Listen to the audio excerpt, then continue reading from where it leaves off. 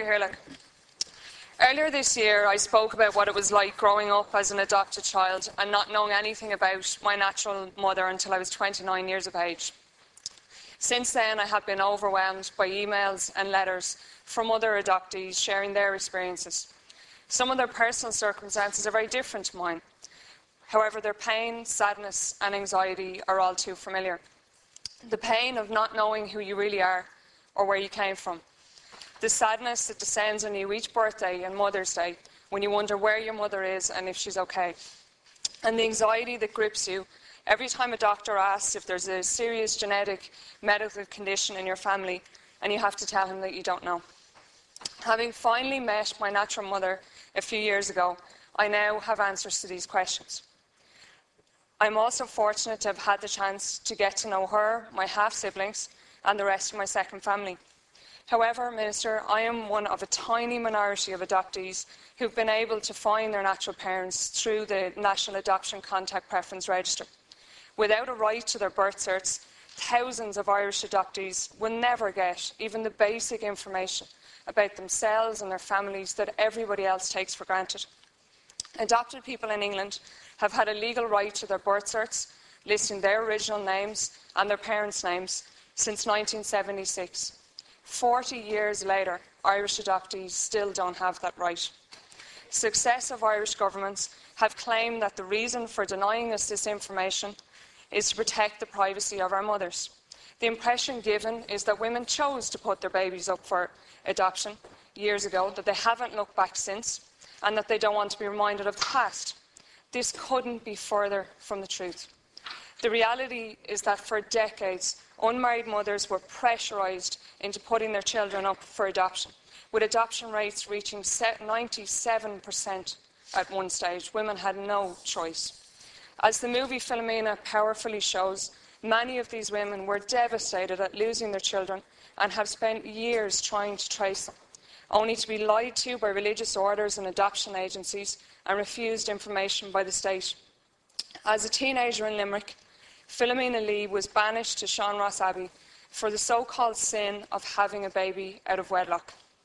Against her wishes, she was forced to sign papers to place her son Anthony for adoption, and told by the nuns that she would burn in the fires of hell if she ever uttered a word to anyone about her shameful secret. After Anthony was taken from her, Philomena left the convent and moved to England. However, she never stopped thinking about her son, and she returned to Sean Ross Abbey a year later to beg the nuns to tell her where he had gone. They refused, and so started a 50-year search for her lost child. The next time Philomena came close to Anthony was when she stood over his grave at Sean Ross Abbey decades later. When she later met her son's partner, she was told that Anthony too had gone back to the nuns seeking information about his mother. To Philomena's heartbreak, she learned that he had been told that his mum had abandoned him and never looked back. In Philomena's own words, her son had died believing she had rejected him, even though that couldn't be further from the truth. In calling on members to support this bill last weekend, Philomena said that while it is too late for herself and Anthony, we must legislate now to help other mothers who were forced to separate from their children in circumstances similar to hers. In recent weeks, I have been contacted by many other women like Philomena. They were devastated to lose their children in the first place and are heartbroken that they still can't make contact with them now. They just want to know, Minister, that their son or daughter is okay. They want to know how life has turned out for them, and they want to be able to tell their child that they never stopped thinking about them. Older women in particular are worried that if legislation isn't brought in soon, it will be too late. I know that members have been contacted by a lot of people over the last few days, over the last week, sharing their own stories. Many of them equally sad. We got an email from a gentleman the other day who said that he finally found his mother just September, October, to hear that she'd passed away in August. And that she'd had a dreadful life, and the pain of being separated from her child had caused her great hardship and great upset. And when he spent years trying to trace her to the HSE, only to realise that he just missed her by a month. I mean, that heartbreak is unimaginable to most of us. It's cruel and it's wrong, and it's time we changed it. Ireland's history of secretive and often forced adoptions is not just a shameful aspect of our past. It continues to cause great pain to adopted people and their parents to this day. It's time, Minister, for the government to do the right thing by giving all adoptees a right to their birth certs and assisting adopted people and mothers and fathers who wish to reunite. This bill is designed to do just that. If enacted, all adoptees will have a right to their birth certs, listing their original names and their parents' names. Natural parents may request information about their adopted sons or daughters, and both adoptees and parents can opt to have their contact details released to each other if they're both happy to do so. Many adoptees and natural parents would love to be reunited with each other and would be delighted that a process is finally in place after all these years to enable them to do so. Others, I accept, may prefer not to do so.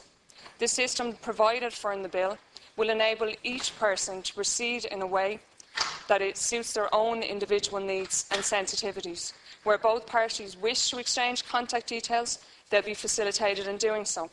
But where someone would prefer not to have their details released to the other person, they can simply tell the adoption authority to withhold them. A parent who doesn't wish to meet may, however, opt to provide medical information to their son or daughter, which could be of huge benefit to the adoptee. In deciding whether or not to accept or decline a request for contact details, an adoptee or a parent will have at least 4 months to make up their mind. They will also have the option to meet with a counsellor or social worker to talk the whole thing through before coming to their decision. The bill has been carefully designed to respect the desires and rights of both parties.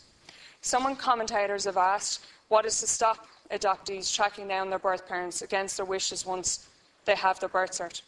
Well, for a start, I want to say, as an adopted person and as an adult, I would never have wished to force myself into a relationship with somebody else who didn't want to have that relationship. We're all sensitive people. Before I met my mother, I thought more about her needs, I have to say, than my own. I was conscious, I was aware of the fact that I could have been conceived in difficult circumstances, that meeting me might bring back difficult memories for her, and I was sensitive to that. And I know from talking to other adoptees that that's their perspective too. And I have to say, as an adopted person, sometimes I resent the idea that's put out, sometimes in public debate, that we're irrational, that we want to hurt people. All we want to know, Minister, is who we are, where we came from. I think that's perfectly natural. I think that's all any of us want in this world. And it's so wrong that out of fear and scaremongering and just cruelty, we have denied people that information for so long. I think it comes from a totally misguided attitude towards people, which unfortunately has led to stigma in other areas of our society where the state thinks that it has a responsibility to protect people from themselves, to be patronising in their attitude to different groups, and it's cruel and it's wrong. But I have to say, putting that aside, there's also a greater risk of unwanted contact under the current arrangements, because not having an automatic right to your birth cert does not necessarily mean that it's impossible for adoptees to get their parents. As you well know, Minister, it just makes it harder. The records are open. If somebody wants to do a painful, exhausting search and look at all the children born on their particular birth date and then cross off all the boys and go through the girls and narrow them down until eventually you've come down to 3 or 4 babies and you're tracing, and sometimes people end up in terrible situations where they're walking around, if they've traced it down to a locality, and then they're walking around trying to ask people, do they know a particular lady that lived there decades ago, and this is the lengths they have to go to. And it's not a good process for anybody. And then because there's no intermediary to reach out to the mother on their behalf, their only way to make contact is to write a letter directly or to pick up the phone or send a message on Facebook or things like that, which nobody wants to be put in that position. Whereas this bill would put in place that intermediary service, and it would enable adoptees to reach out to their natural parents through the adoption authority rather than having to do so directly. It also includes provisions in relation to supports from counsellor or social worker to ensure that both people are supported and that they have someone who can help them through the process. But it puts in place a system that is much more supportive and much more sensitive for all concerned. So it's far better, and there's much less of a risk, Minister, of people having unwanted contact than under the current arrangements. So I just want to knock that one on the head, because that is often put out by people who don't understand the issue correctly. So, as I said, the bill has drafted a careful balance. I'd like to welcome to the gallery Dr. Fergus Ryan, who drafted the legislation for us. Dr. Ryan is a law lecturer at Maynooth University with a particular expertise in family law, constitutional law and human rights. He did a huge amount of work on this bill over many months, Minister, researching all the relevant constitutional cases and ensuring that it's drafted in a way that vindicates the adoptee's right to their identity, while also respecting the mother's right to privacy and therefore achieving a balancing of rights as required by the Supreme Court in the IOT and B case. It has taken a lot of work to develop legislation that achieves the appropriate balance, but I'm confident that this bill does that. However, it's only at second stage in the Seanad today. And after we agree it today, as I understand we will, and I would like to thank the Minister for that and thank members on all sides of the House who have helped to bring that about. But it will still go through another 2 stages in this House before going through 3 stages in the Dáil.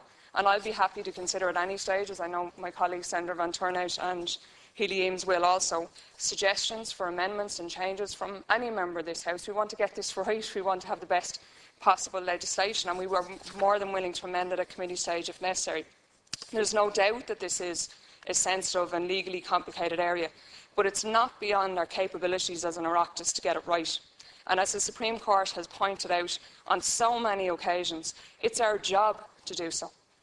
Ignoring this issue, as successive governments have done, does a huge disservice to the thousands of adoptees who have been denied their identities as a result.